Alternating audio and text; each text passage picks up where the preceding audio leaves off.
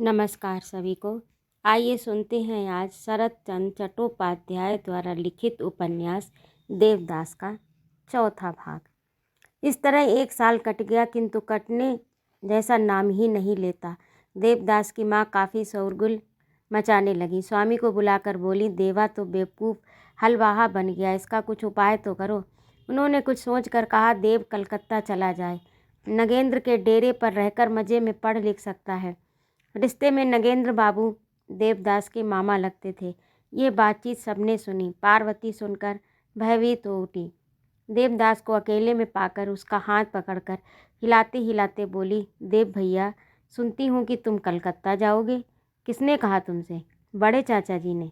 धत, कुछ भी हो, मैं वहाँ नहीं जाऊँगा, और यदि ज़बरदस्ती भेज दें तो? ज़बरदस्ती? देवदास ने समय ऐसी भाव भंगिमा दिखलाई कि पार्वती समझ गई कि उस पर ज़बरदस्ती भार लादने वाला पृथ्वी पर अब तक कोई नहीं जन्मा।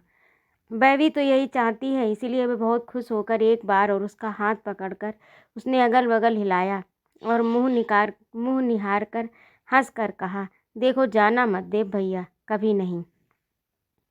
किंतु उसकी ये प्रतिज्ञा नहीं रही। हमेशा की तरह उसके पिता ने बकझक करके डांट टपट कर उसे धर्मदास के साथ कलकत्ता भेज ही दिया।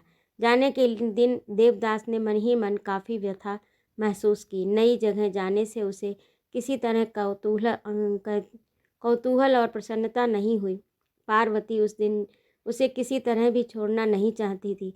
कितना रोना धोना मचाया उसने, परंतु कौन उसकी बात सुनेगा। पहले तो स्वाभिमान के कारण कुछ देर तक उसने देवदास से बातचीत नहीं की, किंतु बाद में देवदास ने पुकार कर कहा, पारू, फिर मैं जल्दी आ जाऊंगा, यदि नहीं भेजेंगे तो भाग आऊँगा। तब पार्वती ने स्थिर होकर अपने क्षुद्र हृदय की कितनी ही बातें कह डाली। उसके बाद घोड़ा गाड़ी पर चढ़कर अपना सामान लेकर अपनी माता का आशीर्वाद और उनके आँखों की अंतिम बूंद टीके की तरह माथे पर लेकर वह चला गया।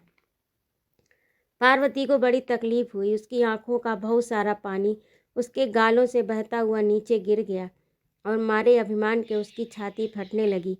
शुरू में कई दिन उसके यूं ही बीते। उसके बाद उसने एक दिन सवेरे उठकर देखा कि दिन भर उसको कोई काम नहीं है।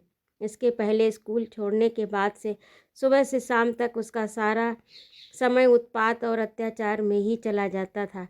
तब उसके पास बहुत काम रहता था, समय ही नहीं मिलता था। आज काफ़ी समय गुजर गया, परंतु खोजने पर भी कोई काम नहीं मिला। सुबह उठकर किसी दिन चिट्ठी लिखने बैठती, 10 बज जाते। माँ नाराज़ हो जाती। दादा ने सुना तो कहा, आहा, उसे लिखने दो। सुबह उठकर दौड़ धूप करने की अपेक्षा पढ़ना लिखना ज़्यादा अच्छा है। और जिस दिन देवदास का पत्र आता तो उस दिन पार्वती बहुत खुश रहती। जीने के दरवाजे पर चौखट के ऊपर चढ़कर वही कागज़ हाथ में लिए वह दिन भर पढ़ती रहती। इस तरह 2 महीने बीत गए। अब जल्दी जल्दी चिट्ठी नहीं आती जाती। उत्साह भी जैसे कुछ कम होने लगा। एक दिन पार्वती ने माँ से कहा, माँ, मैं फिर स्कूल जाऊंगी। क्यों जाएगी रे? वे विस्मित हो गईं। सिर हिलाकर पार्वती ने कहा, अवश्य जाऊंगी। तो जाओ, स्कूल जाने के लिए तुम्हें मना कब किया है बेटी? उस दिन दोपहर को पार्वती दासी का हाथ पकड़कर बहुत दिनों से छोड़ी हुई स्लेट और किताब ढूंढकर उसी पुराने स्कूल में शांति और धैर्य के साथ गई। दासी ने कहा, गुरुजी, पार्वती को और मत मारिए पीटिएगा, वह स्वयं ही स्कूल आई है। जब तक इच्छा होगी पढ़ेगी, नहीं तो घर चली जाएगी। पंडित महाशय ने मन ही मन कहा, तथास्तु। फिर जोर से कहा, अच्छा ठीक है। एक बार उसके मन में आया कि पूछे कि पार्वती को भी कलकत्ता क्यों नहीं भेज दिया गया, किंतु उन्होंने ये बात नहीं कही।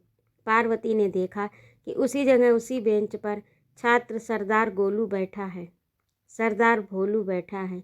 उसे देखकर वह कुछ हंसने को हुई, परंतु दूसरे ही क्षण उसकी आंखों में आंसू भर आए। उसके बाद भोलू के ऊपर उसे बहुत गुस्सा आया। उसके मन में आया कि उसी की वजह से देवदास को घर छोड़ना पड़ा। इस तरह भी काफ़ी दिन गुजर गए। बहुत दिनों के बाद देवदास का घर लौटा।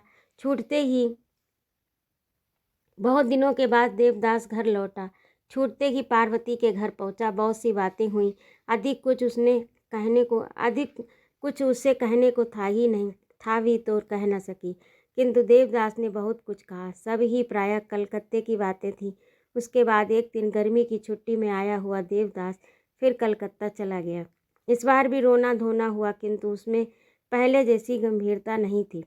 इस तरह 4 साल गुजर गए। इन कई सालों में देवदास के स्वभाव में इतना परिवर्तन आ गया कि उसे देखकर पार्वती ने बिना किसी से कहे रोते रोते कई दफ़े आंखें मींच लीं। इससे पहले देवदास में जो कुछ देहातीपन था, शहर में रहने से वह बिल्कुल खत्म हो गया था। अब विलायती जूता, अच्छी पोशाक, अच्छा कपड़ा, छड़ी, सोने की चैन, घड़ी और बटन, ये सब न रहने पर काफ़ी लज्जा का अनुभव करता था। गांव की नदी के किनारे जाने की अब उसकी तबीयत नहीं होती, बल्कि उससे ज़्यादा मज़ा बंदूक लेकर शिकार खेलने में आता था। छोटी छोटी मछलियाँ पकड़ने के बदले बड़ी मछलियाँ फंसाने की इच्छा होती थी। सामाजिक कथा, राजनीतिक चर्चा, सभा, सोसाइटी, क्रिकेट और फुटबॉल की आलोचना होती। हाय रे, कहाँ पार्वती और कहाँ उसका ताल सोनापुर गांव। ऐसी बात नहीं कि बचपन की सुखदायिनी स्मृतियाँ उसके मन में आती ही नहीं, बल्कि अनेक झंझटों की वजह से ये सब उसके मन में अधिक देर तक टिकती नहीं। फिर गर्मी की छुट्टी हुई। पिछले साल गर्मी की छुट्टी में देवदास विदेश भ्रमण गया था, घर नहीं आया। इस बार माता पिता दोनों ने ही जिद करके पत्र लिखा था। इसी से इच्छा न होने पर भी देवदास बोरिया बिस्तर बांध कर ताल सोनापुर जाने के लिए हावड़ा स्टेशन पर आ पहुंचा। जिस दिन घर आया उस दिन उसकी तबीयत अच्छी नहीं थी, इसी से बाहर नहीं निकल सका। दूसरे दिन पार्वती के घर आकर पुकारा, चाची। पार्वती की माँ ने आदर के साथ बुलाया, आओ भैया बैठो। चाची के साथ कुछ देर तक बातचीत करने पर देवदास ने पूछा, चाची पार्वती कहाँ है? शायद वह ऊपर के कमरे में है। देवदास ने ऊपर जाकर देखा, पार्वती संध्या दीप जला रही थी। उसने पुकारा, पारू। पहले तो पार्वती सकपका गई, उसके बाद प्रणाम करके एक ओर खड़ी हो गई। क्या हो रहा है पारू? ये बात कहने की ज़रूरत नहीं थी, इसी से पार्वती चुप रह गई। उसके बाद देवदास लज्जित होने लगा। कहा, जाता हूँ, शाम हो गई, तबीयत ठीक नहीं है, और वह चला गया। तो ये था आज का चौथा भाग। आप लोगों को कैसा लगा कमेंट करके अवश्य बताइएगा। और यदि आपको मेरा कहानी सुनाना अच्छा लगता हो तो कृपया मेरे चैनल को सब्सक्राइब भी करिएगा। सुनने के लिए बहुत बहुत धन्यवाद।